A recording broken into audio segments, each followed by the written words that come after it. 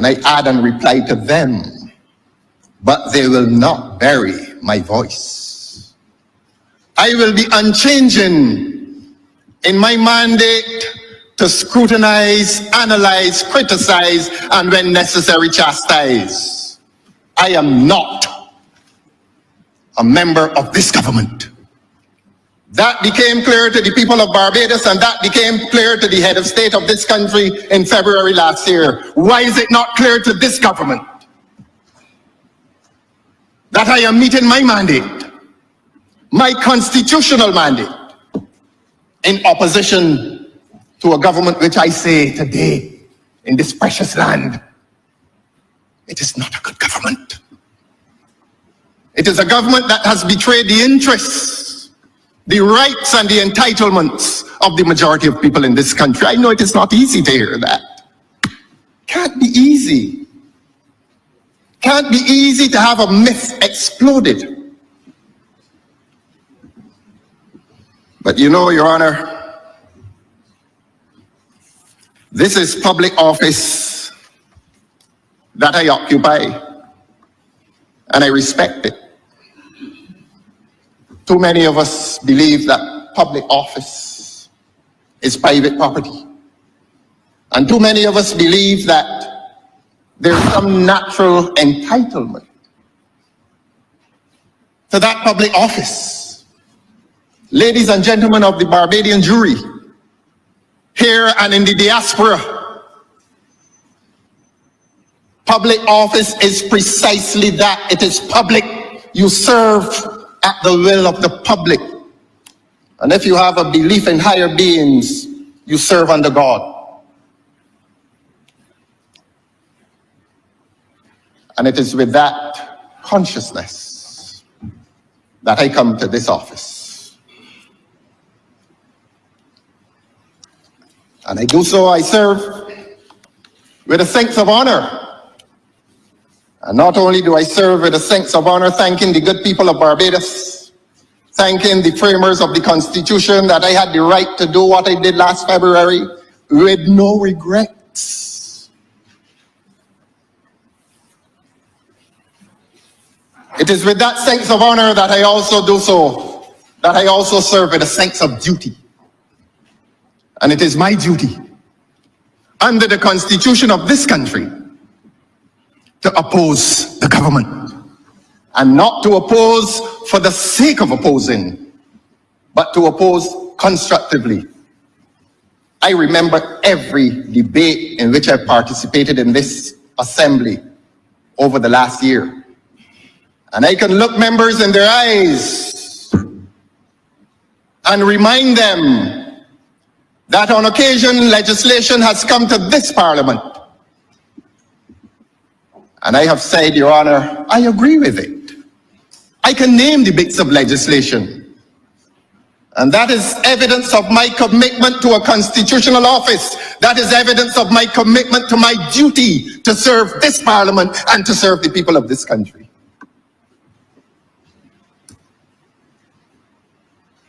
And there are times when in doing my duty, I will oppose. Not for the sake of opposing, not for the sake of enmity. I seek no enmity. Not at my age. The young people know that when you reach a certain age, you look back and you recognize the consequences of fractured relationships, relationships that were fractured unnecessarily. But I have a job to do. I have a job to do. And if anyone takes any personal offense that their policies, in my opinion, in my judgment, are inimical to the best interests of the people of this country, are inimical to the best hopes and aspirations of this country, if there's any doubt that I will oppose it, I will oppose it. And I will do so on principle. I will do so on principle. I began, Your Honor, by telling you that I will tell the truth. And I want to say to the people of this country something about this parliament and something about public life and something about parliamentary life. I saw some young people around here during the estimates. I think some of them returned yesterday. And humanity is so beautiful when humanity is young. They can be taught. And teaching is one of the most uplifting experiences. And they came and they spoke to me. And in the next conversation, I want to say to them, if they're aspiring parliamentarians, that there is a difference and that they must recognize the difference between objective and legitimate political commentary and personal abuse, which associates itself with the desire to assassinate characters. And I don't mind repeating that the things that I heard in here last year simply because I opposed the government on behalf of the people of this country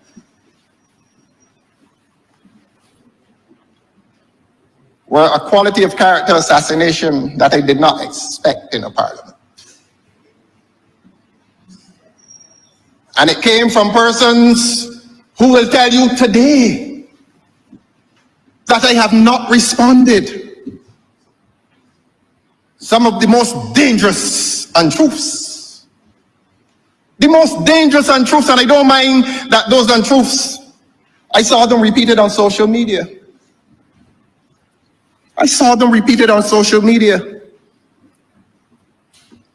But there is an American writer now dead called W.E.B. Du Bois. You know, he wrote this at the age of 91. I told you that humanity is so beautiful when young, and even more beautiful when old. And at the age of 91, he asked 4 questions. The first was, how does integrity face oppression? How does integrity face oppression? The second question, what does honesty do in the face of deception? The third question, what does decency do in the face of insult? And the fourth question, how does virtue meet brute force? And the young people want an answer from me to those questions. And the young people of this country may even want answers from all the 30 members of this assembly in relation, I beg your pardon, to those 4 questions. How does integrity face oppression? And I say to the young people of this country, remain a person of integrity all the same. And in response to the second question, what does honesty do in the face of deception? Remain honest all the same.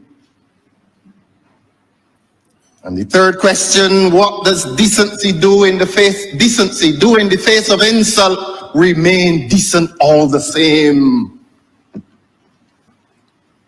And how does virtue meet brute force? Remain virtuous. Be men and women of courage all the same. It is courage that is the most enabling of the virtues. I admitted that last night I had some fears as to the content of my speech. Who would I offend?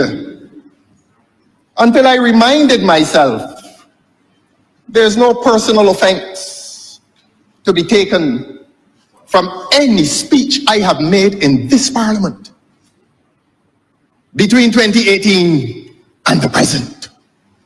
I have been principled and I have been objective. Principled and objective.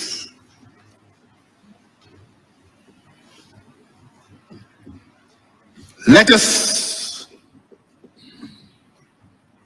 in this Democratic Labour Party, which I have the honor to lead, be men and women of integrity all the same. I come as a representative of the Democratic Labour Party, a party with a strong history and a tradition of integrity in government.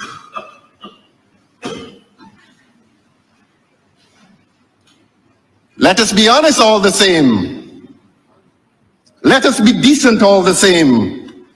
And let us be courageous all the same. And when those of us who have been raised in a certain tradition reach back into the crucible of our early experience, we will rediscover and discover that person who never really left us. You know, the old people knew what they were doing. They knew why every Sunday morning they were exposing our lives to religious tuition. They knew why. And the evidence of what they did is contained in the contemporary experience of our young men who lie dead in the streets. Never said a prayer before meals. Grace before meals, we used to call it. Never went on their knees and said a prayer at night. Never. But this is the tradition in which I was born. The Muslims give tuition to their youngest child in the Quran from very early years. And we within the Christian tradition must never be ashamed to do it. I am a sinner, Your Honor. I am a sinner. I am no paragon of virtue. But I am a child with a beginning that taught me, trust in the Lord with all your heart and lean not unto your own understanding. In all your ways acknowledge him, and he will direct your path. I hear it being repeated. There's a voice on the other side repeating it, which indicates to me that I am not in that tradition alone.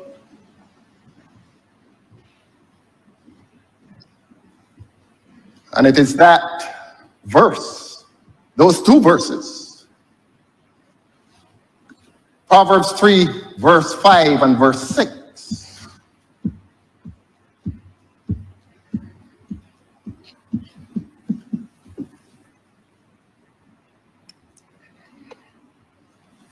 That influences my experience. This has not been a difficult year. This has not been an easy year, I beg your pardon.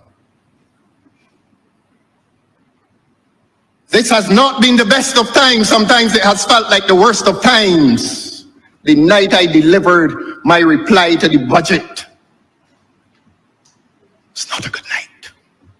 It was not a good night.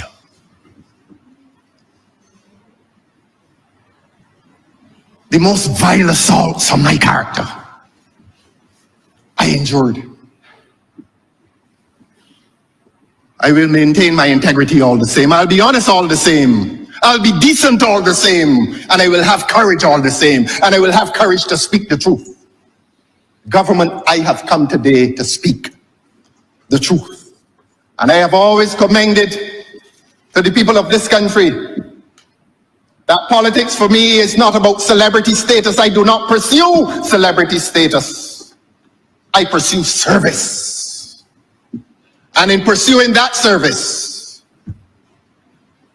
I am guided by Philippians 2:3. I've said this before. I said it on the platform of the honorable member who spoke yesterday. I said it at a meeting in Wharton that in my political service I am guided by Philippians 2:3. Do nothing out of selfish ambition or vain conceit, but in humility put others before yourselves. So that this mission is not personal. This mission is for the Democratic Labour Party, and above that, this mission is for the people of Barbados.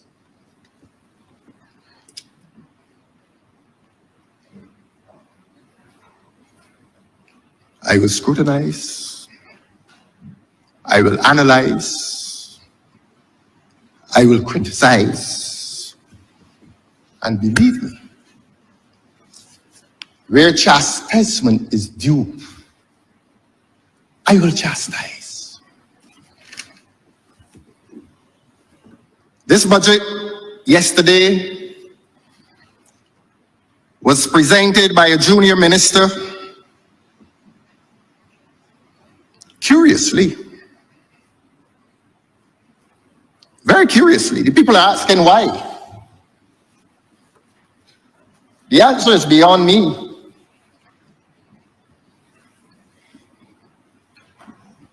The answer is beyond me. And I can come up with all kinds of theories, as the public has. I've heard them in casual conversation. You visit social media and you hear all kinds of reasons advanced. Has the government reached its point of fallibility? When the junior minister, in the presence of the Honorable Prime Minister, for the first time in 7 years, is on this significant occasion. This is a significant occasion within the political culture of this country.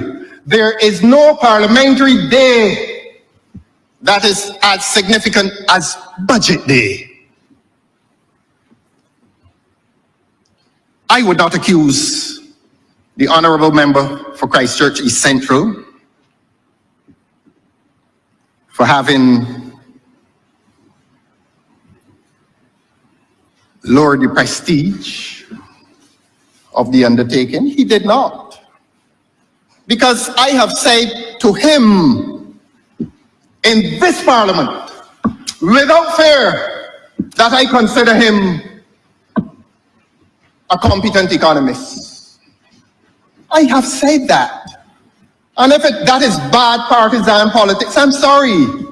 I've listened to him. He comes over as a man who is serious.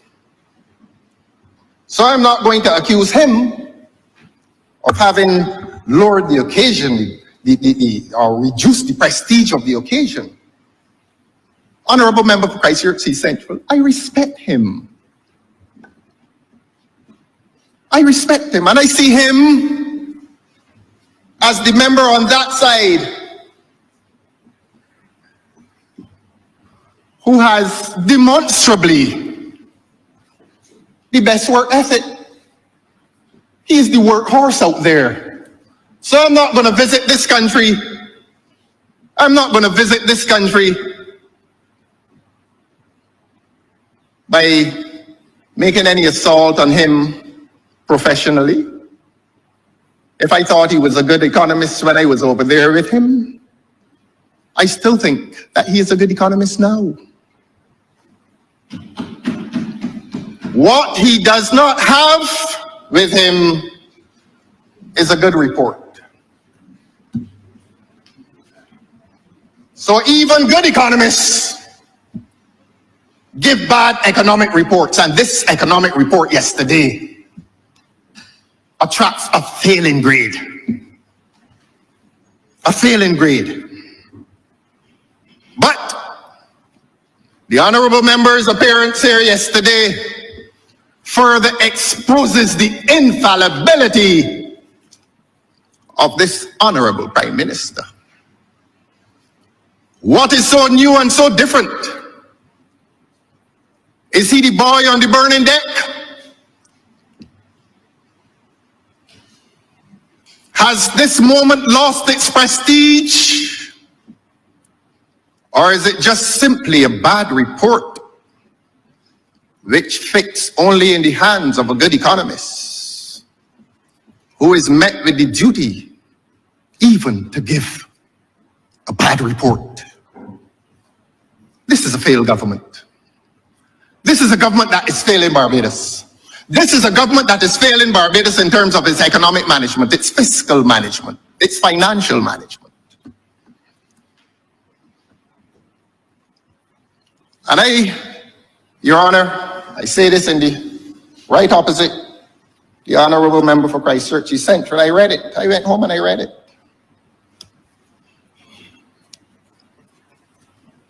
It bears the signature.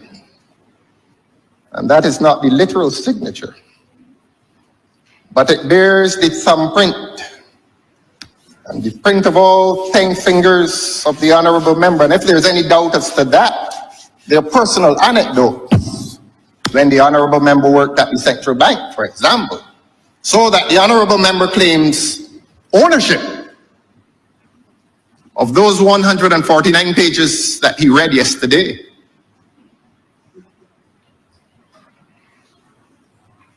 I fail you, my friend. I'm not your professor.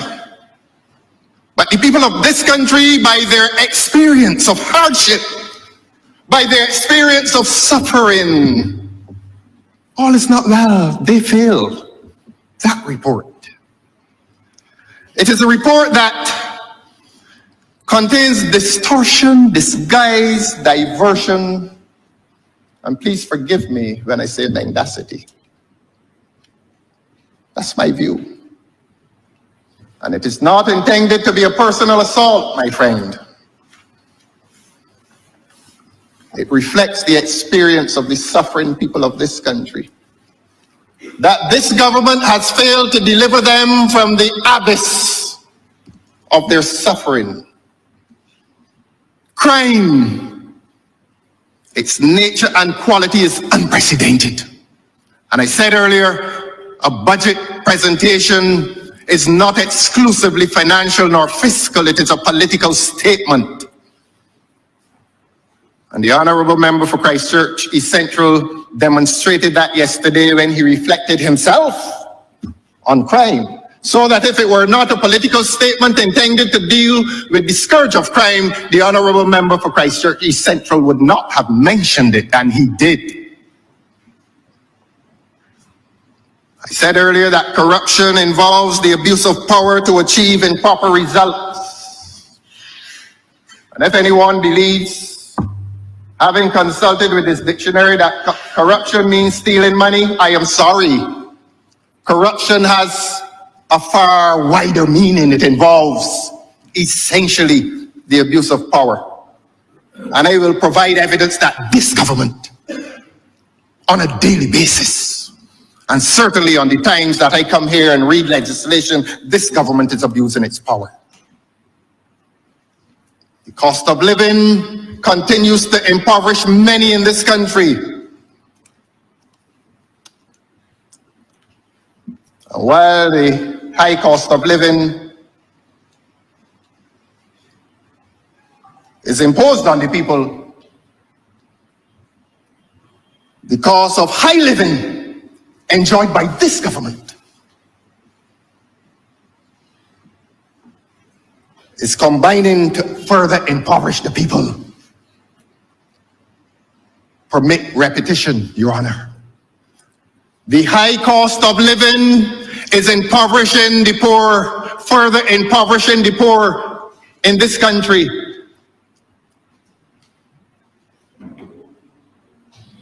I put it differently. The high cost of living is marginalizing the poor and bringing the middle class close to poverty. The high cost of living.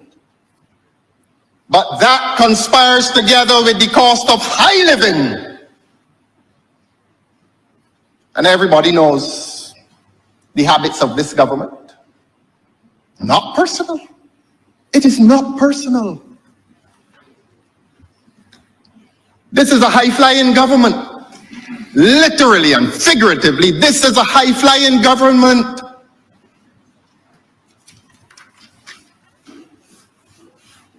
I spoke of the culture of moral decay,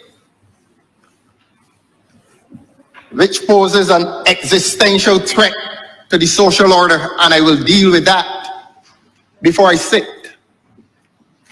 I spoke of the constitutional malaise, and I will speak later of the crisis of incompetence in government. As one member said, and maybe she said it quite unwittingly, nothing seems to get done. This country is drifting on promises and sweet words from this government. Today begins the trial of this government. And your humble servant is placed in the office of prosecutor. I heard the defense yesterday, and it is not a good defense, honorable member, through you, sir. This learned prosecutor charges this government with mismanagement, financial and fiscal mismanagement of the affairs of this country. But beyond that, and more seriously beyond that, we all will not manage well. I got so many messages today, quoting the scriptures, telling me, go and do the work. People called me and prayed with me, honorable member, through you, sir, for St. Thomas. People called me and prayed with me today. That is my experience. Today.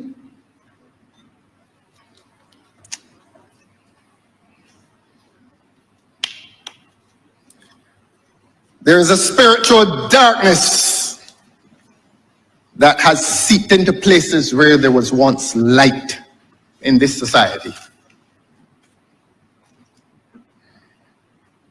On the charge that this government has fostered an environment of insidious corruption, how do you plead, government? On the charge that you have done nothing to arrest the high cost of living, how do you plead, government?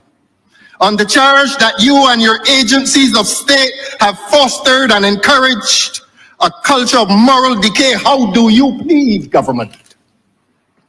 On the charge that you have moved this country into Republican status and refused to enact a Republican constitution, you are guilty, government. How do you plead? The evidence is clear. Is there a statement in mitigation for a light sentence? On the charge of incompetence, perhaps you may also wish to plead guilty with the hope of a light sentence. The people of this country will return a verdict in accordance with the virtue of light, and this government's darkness will not comprehend it. It will come. I believe it will come. I believe it is on its way. I believe the myth of infallible government has exploded. An honorable member for Christchurch East Central, that may help to explain your appearance here yesterday. A good economist doing a weak job. But even good economists are often called to do weak jobs. I give early notice that I will continue to demand accountability in government spending on overseas travel. I will not withdraw from that.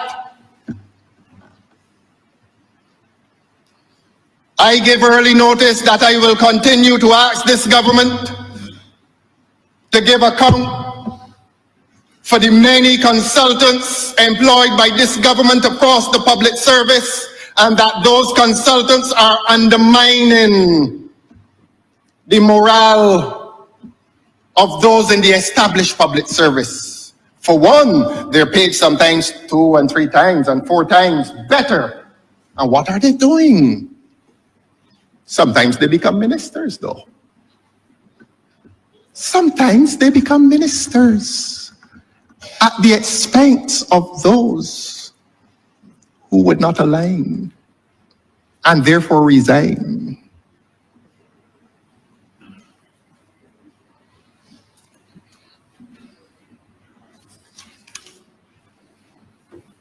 In these dark spaces of non-disclosure, this is evidence of tyranny in the making. The people who love democracy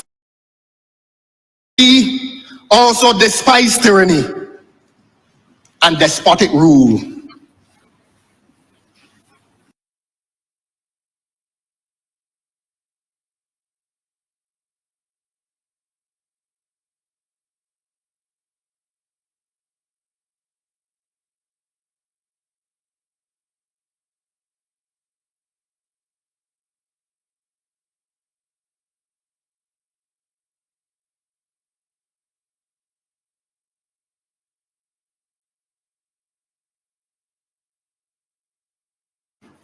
From sitting. I had no idea that one could become so mentally tired from sitting and making notes. Honorable Speaker, I was tired. And I made several notes as the Honorable Member for Christchurch East Central was speaking. And I thought that it was part of my duty to, as the Honorable Member spoke, and I remember a light moment when he saw me writing, the Honorable Member saw me writing, and he said, look, let me slow down because I don't want to speak too fast for the Honorable Leader of the Opposition. And that was kind. And at page 15, the Honorable Member said, the US market contributed the largest increase over 2023. I meet my duty, sir, in reminding the Honorable Member for Christchurch East Central that Americans stay for shorter periods and therefore spend less, and this will attract the attention of the Honorable Member for St. Michael West Central. I've come here to engage intellectually and academically. That is who we are. That is who we are. So when they walking around here saying this is who we are, this is who we are. We raise it to a level of decency and dignity